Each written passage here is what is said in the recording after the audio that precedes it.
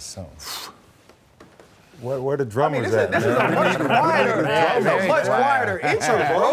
Well, I didn't have the music. You didn't know how to act. Yeah. You didn't know how to act. You know. Champ wear gold, huh? The champ wear gold. Good, man. Seth freaking Rollins. Oh, what's up, guys? Hold up, limitless. Take a stomach, got pinning it. I fought the head to witness it. Got my people feeling militant. Way I'm feeling got me up.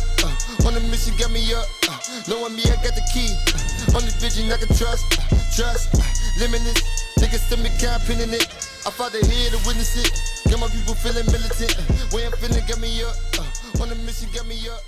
Knowing me. Welcome to The Pivot, man. This is Fred Taylor, Channing Crowder. I'm Ryan Clark. This is The Pivot, a part of Fanatics.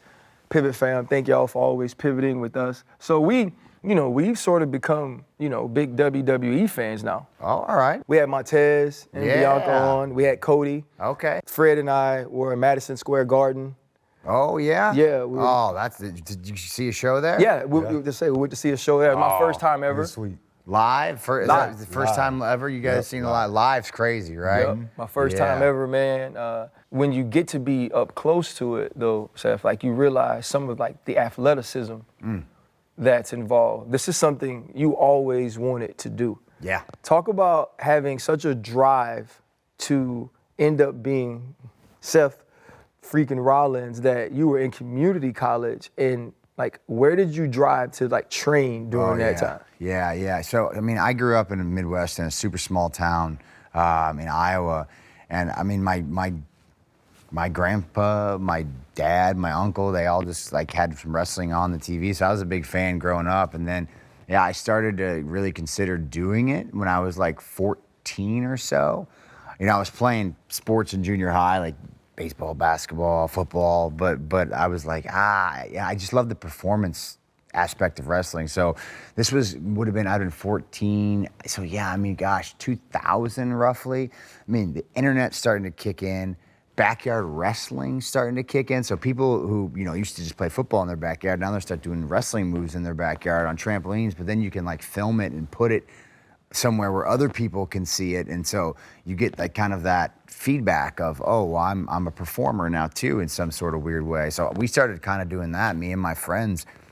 We had a big setup in my dad's yard and some trampolines, and I realized we'd invite our friends from school, come on, check us out. We put on these shows, and it was silly, but I enjoyed the performance of it so much that I was oh, this is what I want to do. And I've always been a super single-minded person. I'm a completionist. When I'm playing a video game, I got to get all the thing. If I've got a workout plan, I've got to do the exact reps and sets and weights. I've got to do it or beat it, and I'm very competitive. So once I had that mindset and I kind of put it to wrestling, and I was this is what I want to do, I was off to the races.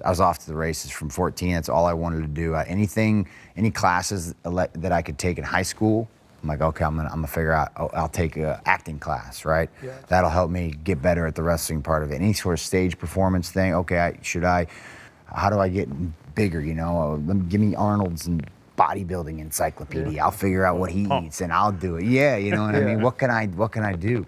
And then, man, even when I was going to community college, I'm 18, my mom's look, I'll help you, I'll support you while you're doing this, because I'm not making any money when I first get started.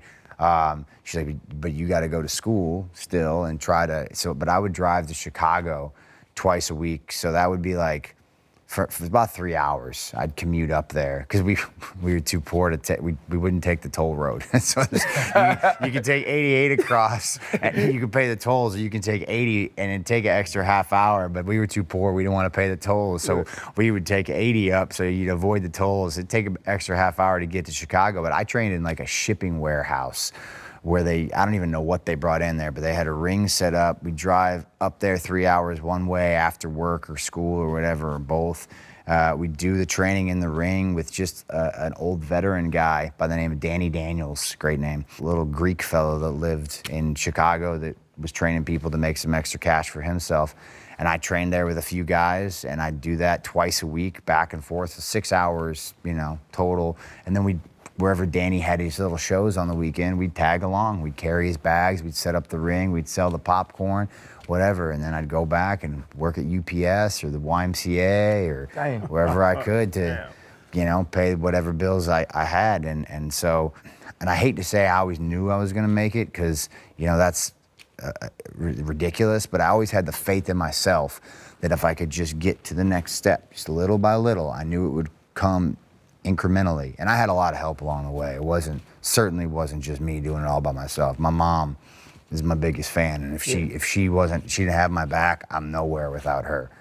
Friends, family, and I had a lot of naysayers, but they helped too. You know, you have the critics. You need that. You know, you put a chip on your shoulder. So yeah, it was.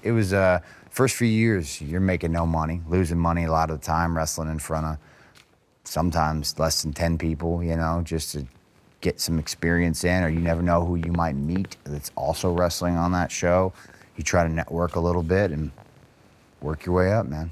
Is it freaking Seth? What do you... Seth freaking Rollins, yeah. Like Bret the Hitman Hart, yeah, that's me. Freaking is the middle name. The visionary, if you will. Visionary. The architect. Yeah, I got the a few Messiah. You had there disciples you go. at a Kingslayer, right? There you go. All right, okay. We got one for everybody. I love it. You said you always knew, but in football, you have to have a plan B.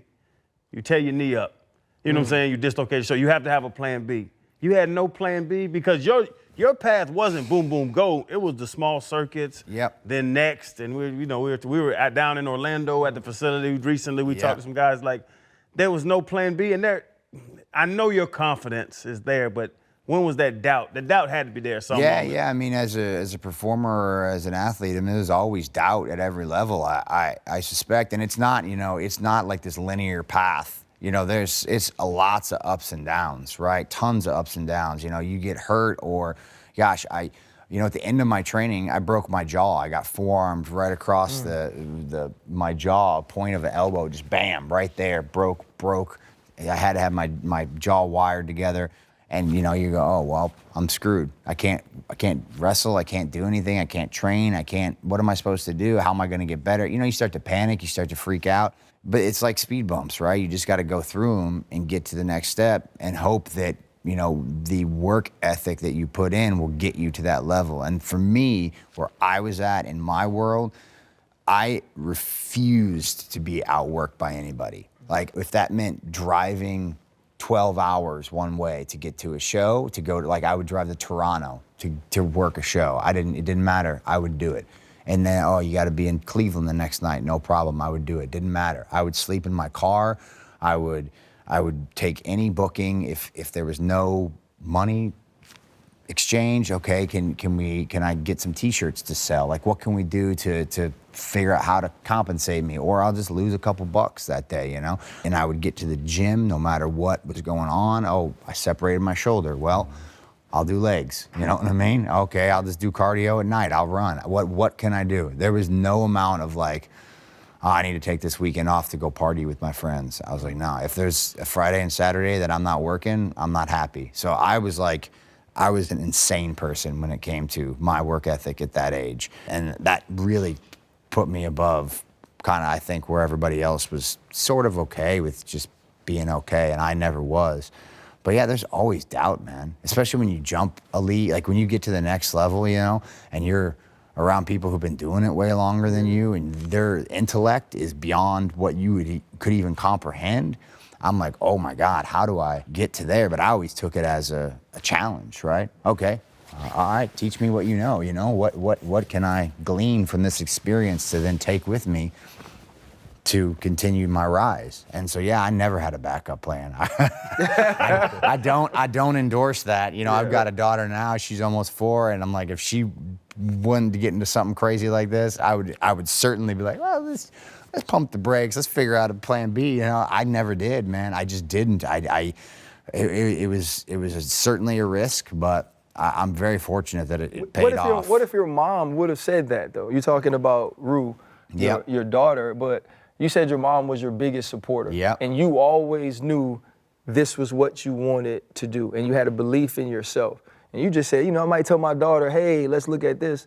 What if your mom says that to a young Kobe, right? And says, hey, look, I want you to try something different. Because she told you to go to community college. You did that. In the beginning, she was a cautious fan, right? She would allow me to the space to explore what I said was my dream and my passion.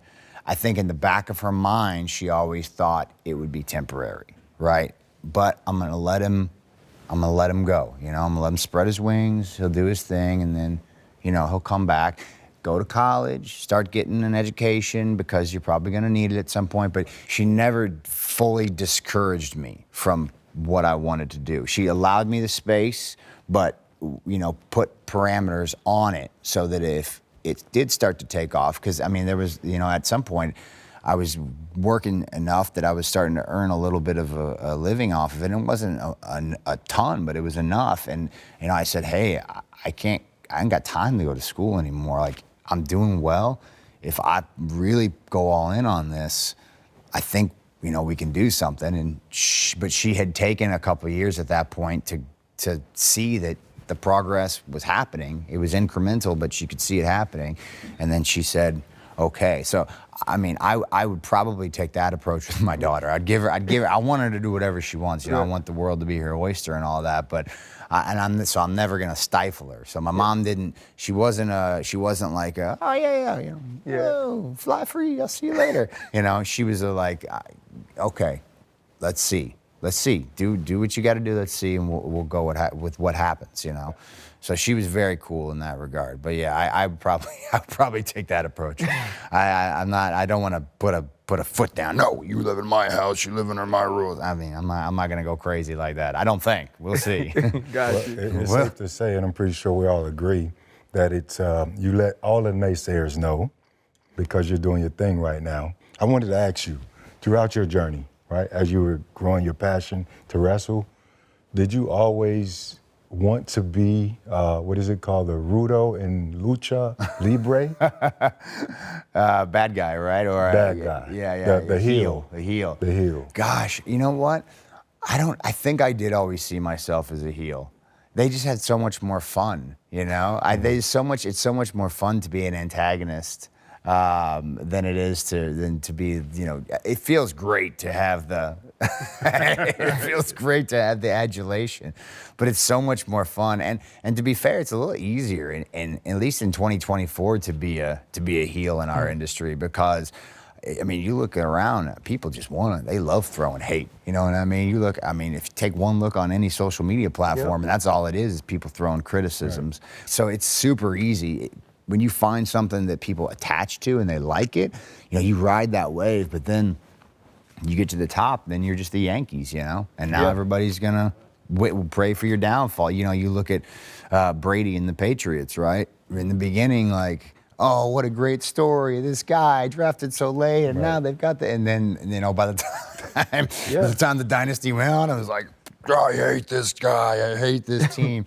And he didn't change much, you know. They're just playing ball, you know. I don't know if I can say this, but I always had a knack for pissing people off. You say whatever I hear. Yeah. I always had a knack for pissing people off because you know, that confidence is certainly, I don't want to say mixed up, but, you know, you get a little arrogance, a little cockiness in there, you know, like. It's part of it. It's part of the deal, you know. So I took that and I ran with it, and I was able to use that and understand that. And a lot of my favorite characters when I was growing up, you know, guys that I really hated were so much fun to watch. You know, Ric Flair, you know, one of the ultimate heels. Triple H, one of the ultimate heels. Yeah. Harley Race. These guys are, you know, they took so much pride in it. And so, yeah, I did. My personality sort of lent itself to that. Can WWE survive, or would it be as popular, as good, with having a champion that's the face? Yeah. So some of our bigger booms have been with face champions. Okay. Yeah. I mean, you look at the last 4 years. You know, Roman Reigns has kind of been the guy as the tribal chief, right? And he's been just the biggest heel upon heels. But right now we're riding with Cody Rhodes, who dethroned him at this WrestleMania this past year, and we're sort of in this era of baby faces, if you will. Yeah, I mean, you've got guys like myself and Cody and Randy Orton and Sami Zayn, and now Roman's back as a baby face. And so you've got this era where everything is just clicking and people are loving so much of what's going on. And I'm looking around and I'm kind of thinking, oh man, we're we're missing some good heels around here, you know? Right. We're missing some good ones, but the business is, it's cyclical, and that's how it kind of, you just got to kind of ride the waves that are given to you and figure out how to, you know, make the most money you can off of that. But yeah, I mean, you look at the past, you look at guys like Hulk Hogan and Bret Hart and Shawn Michaels and San Martino, if you want to go way back. A lot of the biggest box office has been built on top baby faces. Got it. And those characters, personas, whatever it is, from Taj to Seth to freaking Roll, you know, all that stuff. Is that marketing? Is that your decision? Is that this is something needed in the sport? Like, when you start changing those personas, how was that decision made? God, you know, when I was younger, it wasn't even a thought, man. It was because I was just like, I got to figure out how, you know, I started out Tyler Black. I didn't know what Tyler Black was. I don't know who he was. I was a wrestler, you know, and I was fortunate to be decent at it and athletic, and that was enough. And I hadn't, you know, I put no thought into it. It was just, I'm riding this wave. Okay, I'll go out and do the moves and do the matches. And, you know, I had a sort of an idea of what I wanted to be, but I didn't have an instinct about how to put it into a character, if you will. It wasn't really until I got to NXT and to WWE that these things I started to see it closer. On the independent level, it's a lot less important to have an incredible character, right, that transcends, you know, because you don't get a lot of time to cut promos on the independent scene. You don't get a lot of time to tell stories as much. It's the athleticism of the matches. And if you can deliver that in a vacuum, usually, and then in a bunch of vacuums kind of all over the country or, you know, the globe if you're traveling internationally, then you start to build a name for yourself. When you get to WWE, it's different. You need to have a character. You've got to have something that resonates with people, whether it's catchphrases, a charisma, you're a good heel, you get hated, you know, you're Dominic Mysterio, where everybody just wants to boo you out of the building, or you're, you know, the man, Becky Lynch. Like, whatever it is, it's got to be something that people can connect with. And then you have to be that and figure out how to, you know, again, roll with the tide, because I've been a babyface in my career and it hasn't worked out. You see that, and the art of it, or part of the art of it, is knowing when to flip that switch. Okay, let's go the other way, because that's where that's where the people are taking us. And so I've had a couple of pretty big moments as a heel. You know, one of my bigger moments in my career was actually turning on my friends in the Shield, which was the group I came into WWE with, and that made me, you know, one of the most hated men in the company for quite some time. But yeah, I mean, you just gotta ride that wave, man. You gotta figure out what the people want, and you want to give it to them, or if you're a bad guy, you want to take that away and dangle that carrot as long as you can until you finally give it to them. What's beautiful about you, you know, when you came out earlier, we were speaking, and then the lights came on. I was like, oh, I see it.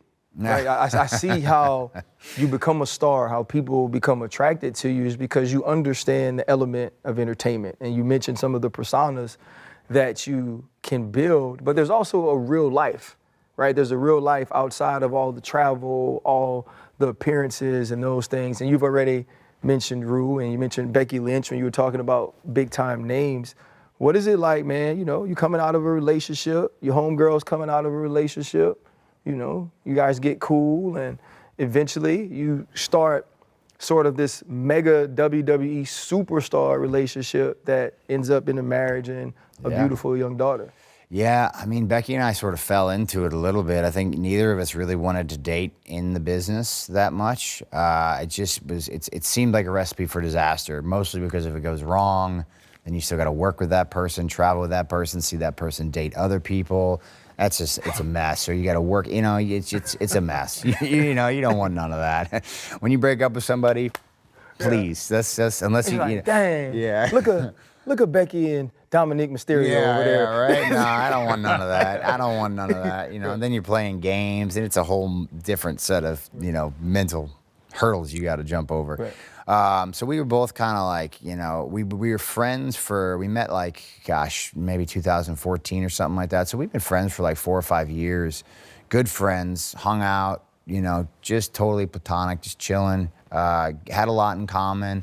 Obviously shared a love for our industry and stuff like that. We have a similar kind of background. She came from the independents in Ireland as well. And so, yeah, I mean, we had a lot in common. And then it was just sort of a right place, right time thing. It was like it made sense, and as soon as it, we kind of sparks started flying. I mean, I knew right away. We started dating in January, and I was picking out a ring in March. You know what I mean? Like I was ready to rock. We were engaged. We were engaged, and like that summer, I was like, oh yeah, this is it. It made too much sense at that point. I'm like, we're done and dusted, easy breezy. So, and then we had our baby in 2020, full COVID baby. I don't know if that baby would have even. I don't know if that baby even would have been a thing if not, because we were just running hard. You go 2019, dude, we were on the road nonstop. We were both wrestling 150 to 200 matches in 2019, just crazy travel schedules. And then March 2020, everything shuts down. We're in a warehouse in Orlando, not knowing if we're gonna get Sitting at the house together. Yeah. well, no, we weren't. That's the thing. Because we were still working. WWE was one of these things. We were still able to work. We had the performance center where NXT is now, but we were able to. We shut everything down, and we had essential personnel only. But we were still traveling to work every other week or so, doing these shows in front of no people. And I remember, I'll never forget. We're sitting there like. Maybe it was the first week or so of it, because the first week of the broadcasting happened to be on March 16th. So 316, one of our most famous talents of all time, Stone Cold Steve Austin, Austin 316. He's a beer bash drinking party redneck dude. And we do this segment with him and Becky, and there's nobody in the crowd. And they're trying to have a great time partying, drinking beer, but there's nobody there. There's nobody there. It's like it's so bad if you go back and try to watch it. But Becky that day was like, I don't want to do this for however long we're going to be doing this. I don't want to do this. And we talked about having a kid. Mm-hmm. So at that point it was like, well, if you don't want to do this, we could be here for 6 months, 7 months, 8 months. Now, nobody thought it was going to be a year and a half, but either way, here that was the perfect time. So, yeah, and talking didn't make that baby. Talking did not make that baby. How does it feel to have like the everybody knows about like the shower thing because of the book? Oh, you know what I mean? Like, is there any conversation that goes on? It's like, look, babe, like. I know it's gonna make like juicy details, but maybe we could keep this out of the book. I did not police the book at all. Yeah, she was very cautious about letting me read her book as well too. I think she obviously she's self-conscious. She's like, I don't want you to read it, but I'm sure some of it had to do with the details that she was putting in there, like the picture of the two of us. I didn't know that was making it in there. Right. I was unaware if that was gonna find its way into the book. She didn't mention that at all. So when I saw the first. I was like, wait a minute now. Yeah. Well, she's like, it's too late now. It's already there. I was like, oh, shit. Well, it is what it is. So, yeah, whatever, man. She can, I mean, it's an open book. If she's cool with it, I'm cool with it. Yeah. You mentioned the demands that the sports bring. How are you guys two of the biggest stars in the entire sport? How do you find balance, in raising your family? And how has becoming a father changed your perspective on the sport and life and all that stuff? We didn't know how we were going to do it really when we had the kid, because we knew the schedule would go back to normal at some point, which it did. Becky had Rue in December of 2020, and she was back on the road because we were doing full live events in 2021 July. And Rue was, 7 months or 8 months old at that point, 9 months. She came with us everywhere we went. She rode on a bus with us. She took the flights with us. Every weekend we were traveling, she was with us, and we were so fortunate to be in the position we were to be able to have the tour bus. A lot of guys don't do that. Most guys are in rental cars every week when they go to these shows. We were fortunate enough to have a bus. We had a kid. We were able to get some help on the bus, and we were able to kind of raise her on the road for the first 2 years of her life, really, which was, for me, incredible, because as athletes or entertainers, I mean, there's so much of your kid's infancy that you end up missing because you're working. And that sucks, dude. That is, and I watched guys in our industry do it for years. They'd be gone for 2 weeks, 3 weeks at a time, not see their kids. And I'm like, dude, I don't know. It deterred me from even wanting to have kids, because I was like, I don't want to, I would feel, that just sucks. I feel so bad for you, And so we were so fortunate to be able to have her with us for the first 2 years. And now as our business has transitioned kind of out of the live event model, like we don't do very many non-televised events anymore, to what it's becoming, which is really a television and a content product, we've had a much lighter schedule. And so we've been able to, kind of start to set up shop in LA and really start to keep her there and only travel for, a few days at a time as opposed to weeks at a time or, just an unending schedule. But as far as being a dad, dude, it took, how do I describe this? It took like all the edge off of wrestling for me. Explain that. Well, I spent my whole life wanting one thing, like single-minded. All I wanted was to be successful in this industry, to help the industry grow, to, make money, be famous, travel, all those types of things. And that's all I ever wanted. And then I got all that. I kind of reached all my goals. And, as a goal-setting type person, I don't know how y'all are, when you reach a goal, all you do is set another one, right? And I got to this point in wrestling where I didn't know what else I had to do. I didn't know what other things I had to accomplish. I'm sitting here thinking, what else is there for me? And I kind of had reached, a point where it was, not that it wasn't exciting, but it didn't have the same feeling that it used to when I was younger, when I had that fire to kick everybody's ass and get to the top and, take no prisoners. I didn't have that anymore. And then when I had my daughter, I had like this new purpose, right? I'm like, oh, this person depends on me for their life, to exist. And so I took all of that I used to have kind of for wrestling, and I shifted a lot of it into being a dad, because I had this thing that I wanted to be passionate about again that was totally separate from this one singular thing that I'd done my whole life. And when I did that, it made wrestling, for me, my industry, it just took it. I was like, oh, this is cake now. This is easy, man. This, I can just go have fun. I'm not worried about, I've got everything I want here. This is the important stuff. Like, this is the important stuff, is being good for her. This wrestling stuff, I'm so thankful that I've been able to do it for so long, stayed healthy. I've got a paycheck. Like, I'm a lucky, fortunate dude. But that's not what's important. Not at all. What's important is being able to do this. Like, that's where my focus is. So, like, that's where my stress and my anxiety went, is to try to, be a good dad and be there for her. And the wrestling is just, I got that. Well, I got 25 and 19 girls. It keeps stressing. Don't worry. Hey, the stress changed, dog. Yeah, I imagine. She's 4, so stresses are limited at this point. I got 11. It's starting up now. Yeah. I got to go back, fellas, because I don't know what the shower thing is. It seems like something in my realm.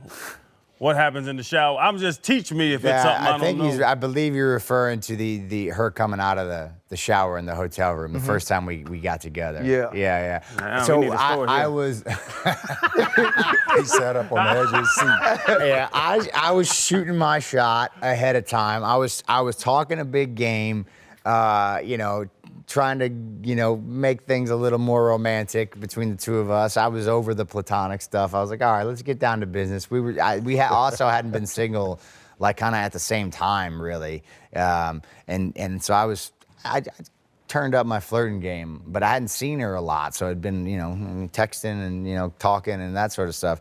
And sure enough, like, it was one of these deals where we finally got in the same room and the moment was there. And she, like, she comes out of the shower in the towel and, like, kind of gave me the, like, What's happening? Put up or shut up. Put up or shut up. But I was not expecting that. It's not her personality type really at all. So I was like, oh, shh. All right. This is it. We're for real here. This is a real deal. Yeah. So she referenced that in the book. I think that's what you're I was talking about. right? Exactly. Yeah. So I like that. was it the architect, the visionary, or who let a naysayer know that day?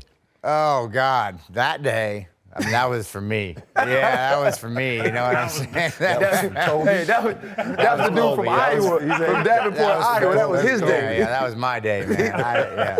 That was good. I didn't have to let nobody know that one. Hey, fellas, we all have these daily routines we get into. And as regimented people from being in the league, we hate when those things are thrown off. Tell me a routine you have that you hate when a monkey wrench is thrown into that plan. Man, I got to get my kombucha in the morning. We travel so much, man. I can't find my kombucha, man. My stomach, I feel bloated and all, man. Let me get a kombucha. Let me get my probiotics in me. But when that's thrown off, man, I feel the difference when kombucha's not in my life. I can't help but laugh at you because I'm the same way. But I'm not kombucha. I'm just lemon and ginger, hot water. To get my system flowing, I got to have that every morning, RC. I'm simple. Well, fellas, thankfully, you know what doesn't get skipped? Daily rewards from Fanatics Sportsbook. Bro, every day you'll get a new offer from them, guaranteed. Bet and get profit boosts and more. Head to the Fanatics Sportsbook app each day and see what offer is waiting there for you. When you think about, how far you have come, because I think I find it very interesting for you to say that some of that fight, some of that hunger does go away. And you've been so successful. You've simultaneously held different belts at a time in your career. And it seems so different from what we're used to because it's so much entertainment and then it's on top of that athleticism and sacrifice. What to you are the harder parts of your job, the more difficult things you guys have to deal with? Gosh, at this age, I'm 30, how old am I now? 37 to be 38, maybe? I don't even know. That's how you know you're getting old, bro. Something, yeah. 37, I'll be 38 next year, I think. I think that's right. Maybe 39. Maybe it's 38 to 39. I could be wrong. Yeah, 38. I'm 38 right now. I'll be 39 next year. I had to go do the math real quick. At my age, it's starting to get to, 21 years I've been doing this, my body. It's trying to keep my body together, and like I said, the schedule's diminished quite a bit, which is good for me. But yeah, there's a couple things, at my juncture, trying to, and I've got a lot of equity with our audience, so they appreciate what I do and what I've done. So that makes my life a little easier than, say, a younger guy coming up trying to make a name for himself. But trying to stay healthy as much as I can to contribute, and then trying to keep it fresh, man. Trying to keep it, give them something new all the time instead of just doing, you can get into the same thing over and over and over, but it gets boring after a while. And as a performer, it's not terribly fulfilling. You kind of want to do something that feels good and fresh and exciting and gets those, your brain going in different ways. And so those are the big ones for me now. I think, I get 21 years and 2,000 plus matches. And so I've got the wrestling part of it I can do. I can do all that stuff. But I'm fighting against, time. I can't do what I did when I was 21 no more. My body don't do those things. And I'm still fairly athletic for my age, but it's just, I don't recover nearly as fast, I'll tell you that. When I hit 35, that was it for me. I was like, wow. They say, you'll feel it one day. I'm like, I'm fine. At 35 was the one where I turned around and I'm like, okay. I feel it. I get it. Yeah, I understand that. That finally all caught up to me. I can't just throw caution to the wind and go, head first in there anymore. So those are the big ones for me, man. And just trying to keep that, when you got young guys and girls coming up underneath you that they want to take your spot, and they should, they should. I want you to come in here and outwork me. I want you to come in and take my spot, and I want you to fight for it. But I'm gonna fight back. Yeah. I'm not done there. I'm gonna try everything I can. I'm gonna make it hard for you because that's gonna make you better on the back end. What's that transition like to that point? Because in the league, like football, hey, I can't run with this guy no more. We need to figure this out, coach, because, at 21, I can fly down this seam. I can't do it. You got to call something different. Yeah, hey, safety. You got to call a little help. It's not going to be what it was 5-6 years ago. But in your sport, the entertainment side, is it like, I always reference the Andre the Giant documentary because he was one of my favorites. Yeah. And everybody told those stories where they'd be laying and he'd be like, hey, hip throw. And then he'd be like, nope. And he'd just do whatever the fuck he wanted to. But when you're scheduling a match or you're in the middle of a match and they're like, hey, you're flipping over the top rope, nah, I'm not this time. Like, when you go from that 21-year-old super athletic, whatever the hell your name was at the time, to now that transition of being like, I'm not gonna fly from here to there anymore. I'm gonna miss. I mean, it really is. It's so stereotypical, but you just work smarter, not harder. That's it. You just learn. I mean, because when you're in the game, like, for so long, you learn tricks. You know what I mean? You learn little things that these young guys who are faster than you, stronger than you, they're going to run harder than you, they can recover quicker than you. Like, they don't know these little ins and outs. They don't understand how to read defenses the same way. You know what I'm saying? Or offenses, whatever it may be. They don't understand. They can't. So like your predictive model for how many times have you seen a quarterback drop back or something like that? Your predictive model is going to work way faster than some of these other guys, where they might be able to catch up to a ball or to a route, but you're already ahead of the game because you know what that concept looks like, right? And that's the same as for wrestling. For me, like I know and the cool thing about wrestling is every match is different, and they're kind of like little snowflakes, and they're all unique, because everything's a little different. Every crowd's different. Every city's different. But I've done so many of them that I have like all these possibilities going on in my head at the same time, where these young cats, they don't know. They don't know what to expect. So if I do something, when I think about it ahead of time, I know almost exactly how it's going to go. I know how it's going to sound. I know how the people are going to react. I'm like, oh, we call it a spot, right?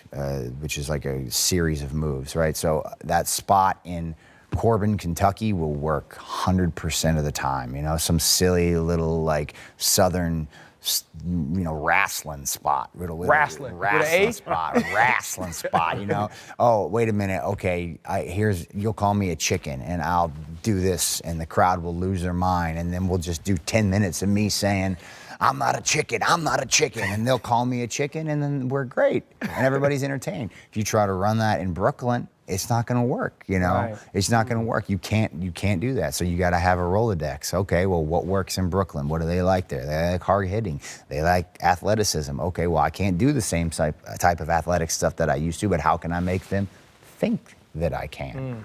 Right? So you have little tricks that just over the years you got them. You put them in there. You put them in here. They're locked in. And when the time's right, when you're out there, oh, I got it. I know what we need here.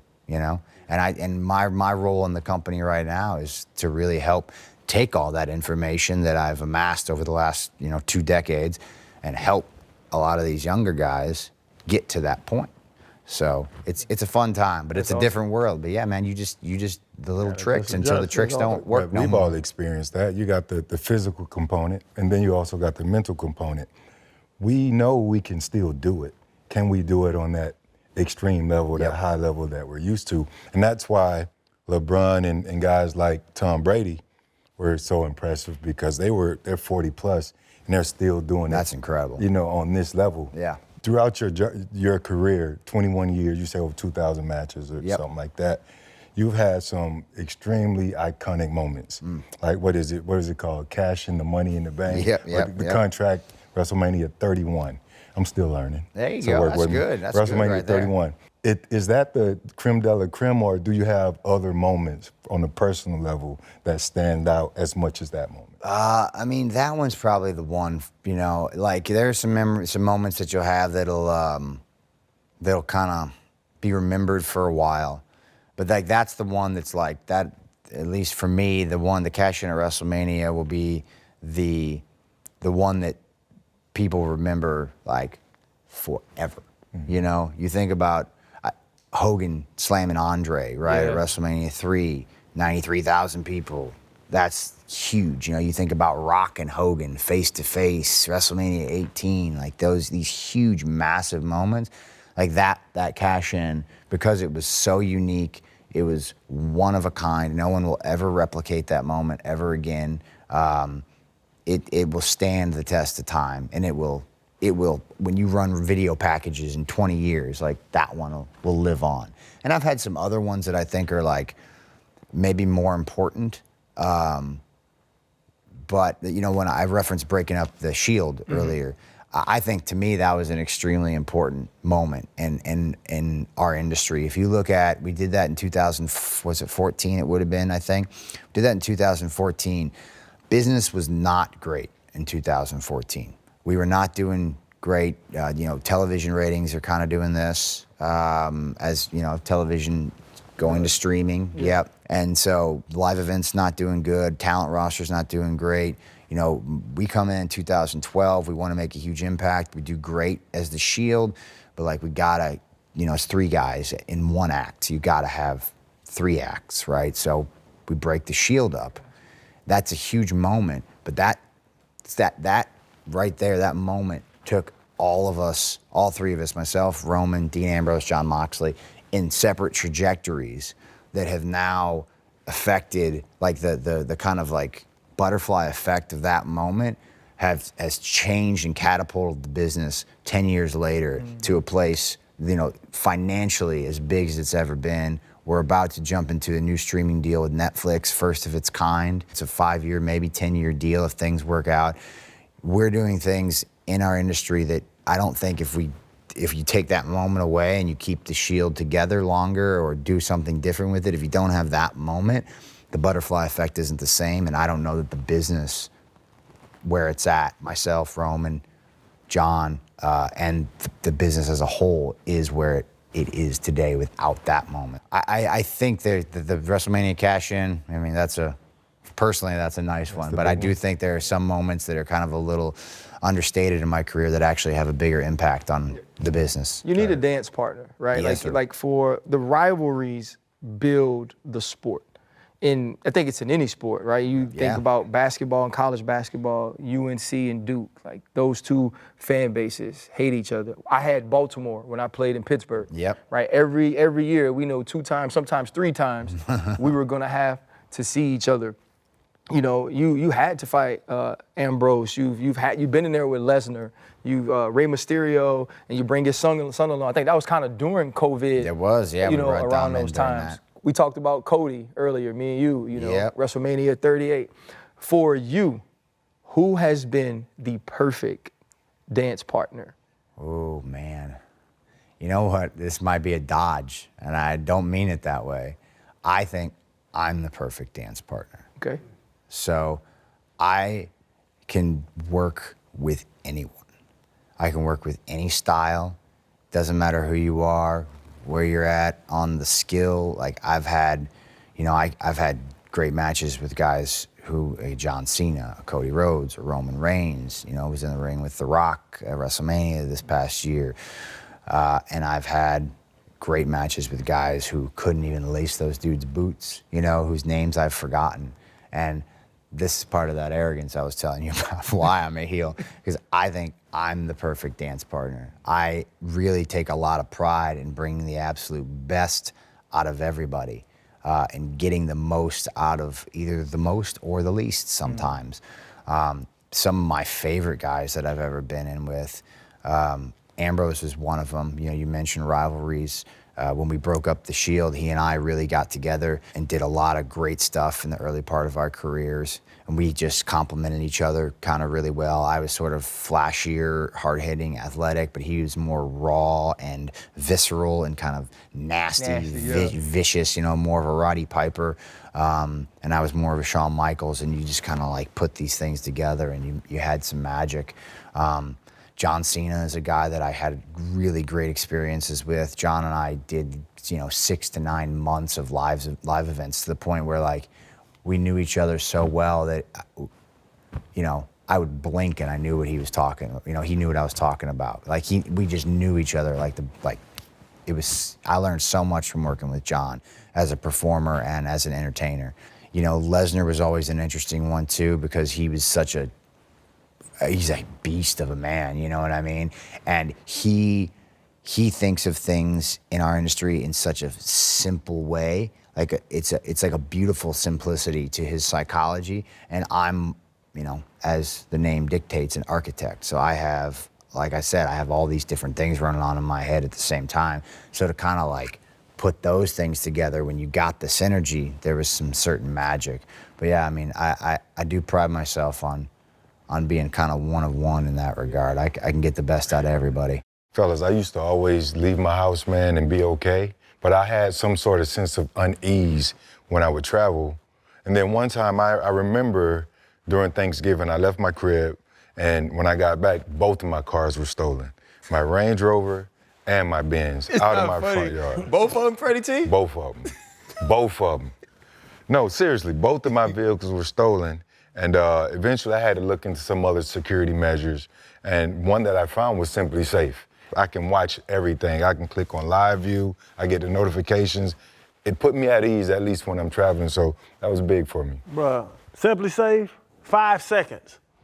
Whenever the alarm goes off, 5 seconds, Simply Safe got you. You could talk to the intruder, because you know what I'm saying? If hit my phone, oh, yeah, bro, what you doing? You know what I'm saying? Fast monitoring and all that stuff. Do you expect him to answer you? Bro, I'm finna steal your stuff? I expect him when I get my deep voice to get out of there. Bro, Simply Safe is amazing. And as much as we travel, you have your family at the home, you got your car. Well, Fred ain't got no cars no more. But Simply Safe is amazing, bro. 5 seconds from the alarm going off, you can see right there, see the video, talk to everybody, bro. I love it. Channing, I do have vehicles, and it hasn't happened since I got Simply Safe. Hey, and it's also easy to install Simply Safe. You can do it yourself in less than an hour, or you can get it professionally installed to make sure that everything is right. Also, too, with Simply Safe, there are no hidden fees. $1 a day to protect your cars, Fred, your family, your house. Come on, man. Simply Safe's the way to go. I mean, the cool part is this. You'll never be locked in to a long-term contract. Best home security system by U.S. News and World Report, 5 years running.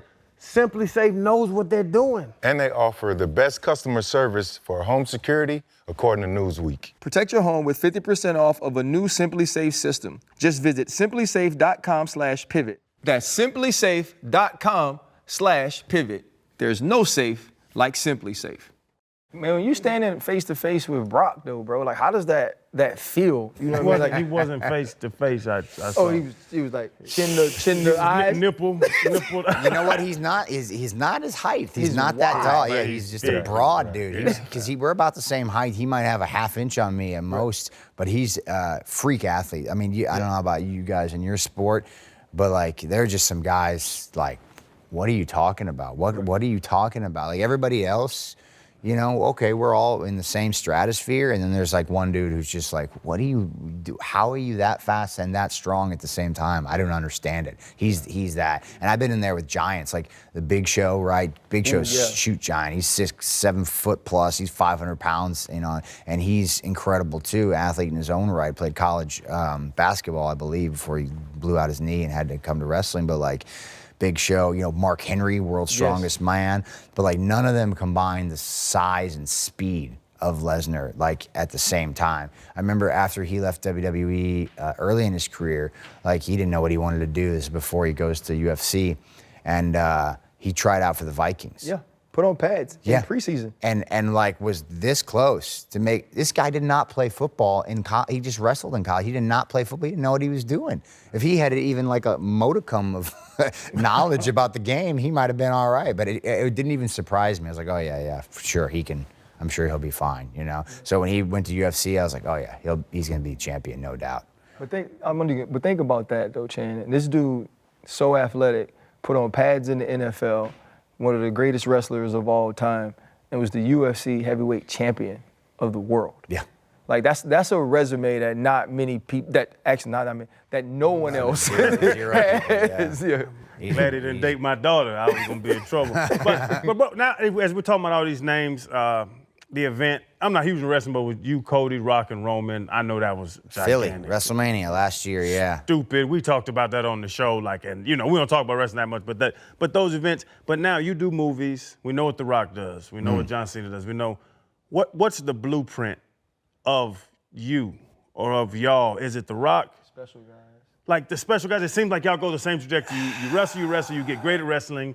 Then you start doing a bunch of other, is it movies next? Is it management? Is it like the different direction? Is there a blueprint? So, you know what? I think everybody's got their own blueprint. I think there's some people out there that love the Hollywood thing. I've done a couple of things. I don't love it. I don't love it. I don't. I wish I did. I wish I could say, man, I love it. And I'm open. Like, I'm open. If anybody's out there listening, I'm open to roles and stuff like that. But I just love my business, man. I love doing it. I love thinking about it. I love, like, coming up with new ideas. Obviously, the performance aspect of it is fantastic. But, you know, I think for me, when I start to phase out in the ring, I will probably do something behind the scenes. I would suggest. Stay in the sport. Yeah, you know, Cody, he might be a Hollywood guy. I don't know, you know. And John, John, that's what he wants to do, and he's great at it. And Dwayne, I mean, he was from the get-go. I mean, you look at his run was short. I mean, he comes in 99, 98 maybe. He's gone 2002 to do Scorpion King and those. He's gone like 4 years. Like, he's in and out. He always saw himself as The Rock, the biggest movie star on the planet now. He always saw himself taking those steps to get to that level. For me, I see myself more like a Triple H. I see myself as a guy who might dabble in the movies, you know, and some stuff here and there, but I see myself continuing to help the business grow as I start to age out of the in-ring process. And I got a ways to go, but I'm certainly closer to the end than the beginning. But when I do get to that point, I think that's where I see myself, you know. Hopefully there'll be a place there for me, but I do see myself in that. That's my blueprint. Mm-hmm. So from Kobe, Daniel Lopez, Davenport, Iowa, to Seth Rollins, champion, to opening a gym back home. You have an academy, right? Yeah, we had a the school Black there. and Brave Academy, developing young wrestlers and giving back to your hometown. Not only that, but prepping those young wrestlers potentially to be where you are. How special is that for you to be able to look back where you were doing it in the backyard? Now you have a facility where you can develop the next generation of potential wrestlers. Yeah, I love it. I love it. I love it. It's like a little refresher course every time too, and it keeps me sharp, you know, because I got to talk about stuff that I don't think about, you know, like, you know, when they first teach you how to, like, you know, get a ball, you know what I mean? After a while, you just, it's second nature to you, and you don't even talk about it anymore until you start, you're teaching some young kids how to do it. No, you gotta, you know, and you don't even think about, wait. So that's how I am with at the school, you know, and it's cool to get in there and talk to them about all the experience that I've had. I was very excited to be able to open that. I remember we did it. It's been open for about 10 years now. And at the time, I was like, I don't even know if I've had enough experience to teach people. Am I at that level yet? I was working in the WWE. I had reached the top of the top, and I was still like, I don't know if I'm okay doing this.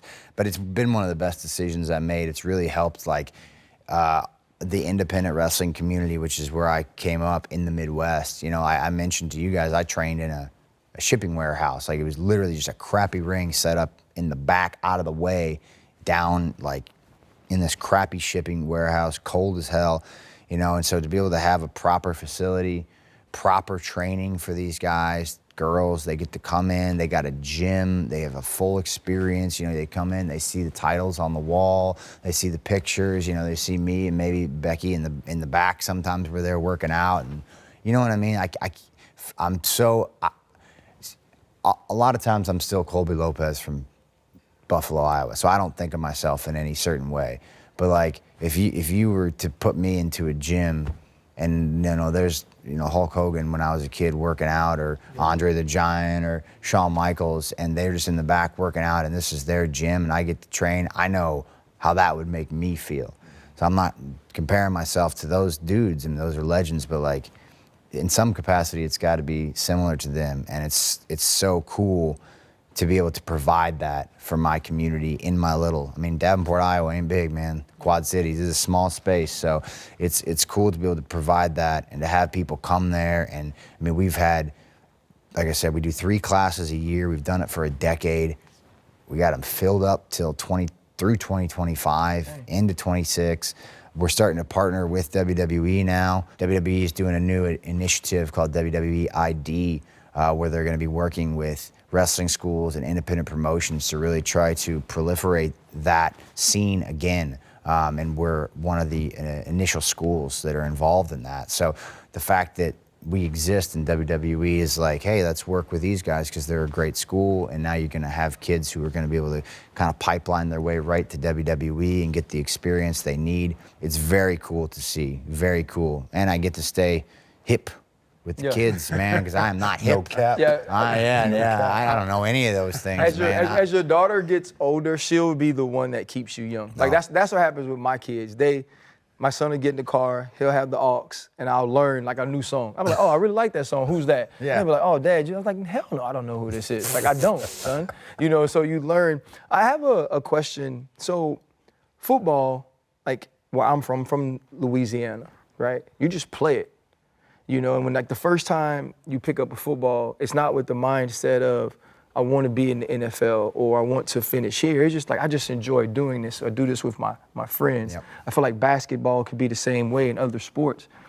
You have to make a decision to want to end up where you are. It's not like, hey, there are all these people that just come around and you don't see the Hulk Hogans around. No, I got to see the people doing what I did very often. What piece of advice do you give to young people who make a sort of out-of-the-box decision to want to be professional wrestlers?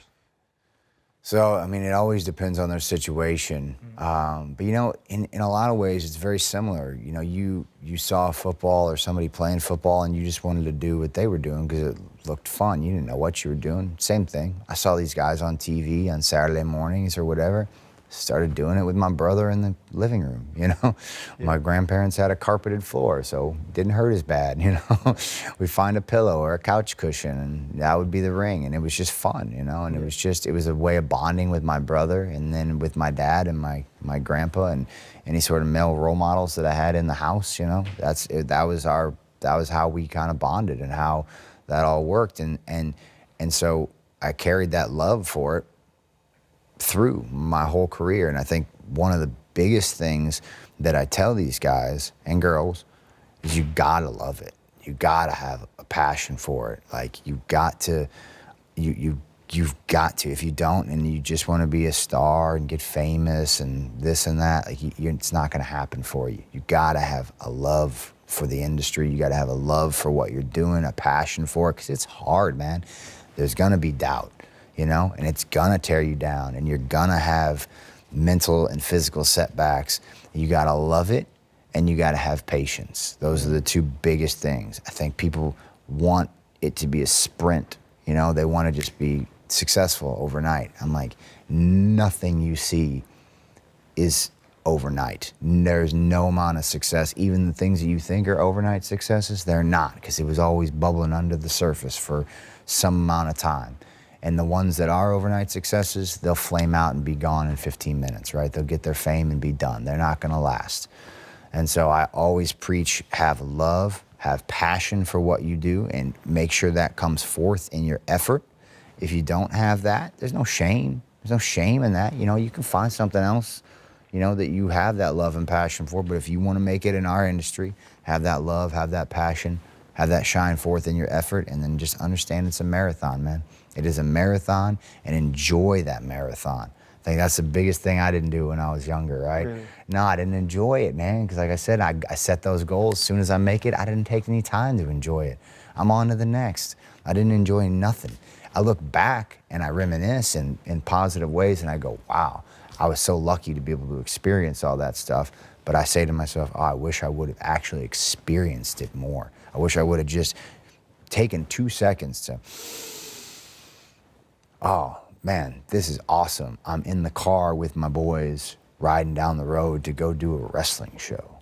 Yeah. How sweet is that, you know? Oh, we're in Florida, you know? We're on the beach. We're not making no money. It don't matter. But instead of being stressed out about all that, enjoy this, man. Oh, wow, we're down in Melbourne, Florida for the first time. I've never seen the ocean, you know? Enjoy that. So those are a few of the things I think, you know, that patience, enjoy what you've got, and have that passion. And you put those things together, you know, you might be onto something. That's great advice, man. I think for any career or life, period.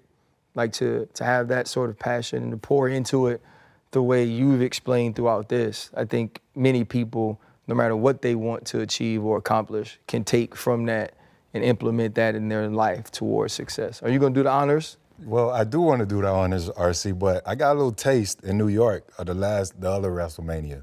So I think when I was doing my research, WrestleMania 41 is up next, right? It's up next. Right. Give us a little taste of that, because I think I'm gonna go back. The tickets are on sale. Vegas? as well too. Assume. Yeah, Allegiant. tickets are on sale. Vegas, 2 nights, mid-April this year. Vegas gonna be crazy. Yeah, we've never I'll done be it. there. Yep. Yeah, April 19th, got me April a- 20th. You got me a 19th room, and Seth? 20th. Yeah, we'll get you a room, man. Where you want to go? Get the pivot to get you a room, man. I'm gonna be there. I sleep in the car. Yeah, Stop dude, begging, Mania bro. is wild, man. It's like the Super Bowl, but 2 days in a row. You know what I'm saying? Bang, bang, back together. We're in the Raider Stadium there, which is it's a nice facility. It's nice, man. So that's going to be a good time. Vegas has been a good host to us in the past. We're really looking forward to WrestleMania this year. Last year, WrestleMania XL, right? WrestleMania 40, so it's the biggest one of all time. So we got to top that this year. So all the cards are on the table, all hands are on deck. It's going to be the bigger than the biggest WrestleMania of all time. So I'm pretty excited about it, man. It's going to be a good one. And it's right around the corner. It's crazy how time flies, but I can't wait. So with the biggest, I wanted to ask you, what's been your biggest pivot in life to this point? Ooh, my biggest pivot in life. Man, that's a good question. It's got to be being a dad. Just because it's something that I never thought I was going to do. I'd reconcile to never have kids. I was like, if I never have kids, that's fine.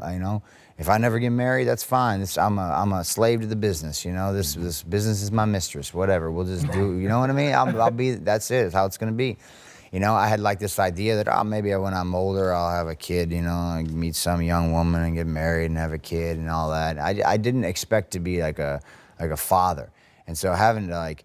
The biggest pivot for me is most certainly going from that selfish, single-minded attitude to, oh, wait a minute, I got something else that I love more than myself. Wow, my wife and my daughter. Wow, what is that? That is amazing. That is way better than all that self-love. Self-love's great, have a lot of it, but to have something that you care about more than yourself. After all you've done your whole life is put yourself first, that's definitely the biggest pivot for me, and it's been an incredible blessing for me. Incredible. It's changed my whole mindset. So I always cut the room off for champions, right? So like only 2 of us here have been champions professionally, myself and you. Okay. Right. The people on this side of the room, they don't really understand, like That's pain right Yeah. there, We're used man. to it. That's yeah, pain. it's not really something they've been a part of, Seth.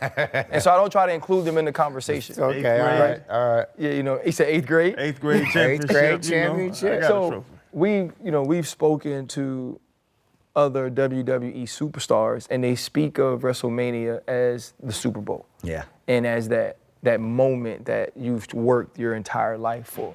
What was the first one like for you? Dude, it was happened so fast. I barely have memories of it. It's like flashes, because it was so overwhelming to me. It was everything I dreamed of when I was a kid. I wanted to soak it all in. I remember thinking to myself, we were in New York City. First year would have been 2013. New York City. It was the first one we've done in MetLife. Did another one later, but first one we did in MetLife. It was a little cold outside. It's March or April, whatever it was. And in the Shield, we have this cool entrance where we come through the crowd. So like, I see it in flashes, man. I can't remember the music hitting, but I remember standing up on this platform at one point, like, above the crowd and looking out and just howling into the night air with the smoke kind of coming out of your mouth. And then I remember sort of standing on the apron and you're looking across and you see, oh, it's WrestleMania. And you look around the stadium, there's 60,000 people there, and the flash bulbs are just going off. And there's the Big Show and Sheamus and Randy Orton and these guys were no doubt future Hall of Famers, and you're on the other side and you're in your rookie season, and you're here. And I remember it was done. It felt like it was over in a flash, felt like it was over in a flash, like it was an appetizer, like when you just starve and you get to the restaurant, they put the bread down, it's gone. That was what it was like. And I was like, I got to get back. I got to get back. I need more. I mean, it was straight to the vein, man. It was never experienced anything like it. And every year, it's the same feeling right before you go out that curtain. It's the one thing, I said having the kid is taking the edge off, you know what I'm saying? It's the one thing that, as mundane as the games can be sometimes from week to week, when you put in the work and you get to that point, or you're getting close and you can feel it, that championship kind of vibe, that WrestleMania vibe, dude, it's separate. It's different than the rest of the year. It's a different time. You know, everything that hurt you all year long don't hurt no more. You know, all those moments, those throughout the year that you just like, oh, I need a break. I need, you know, the sacrifices that you made to be away from your family or whatever.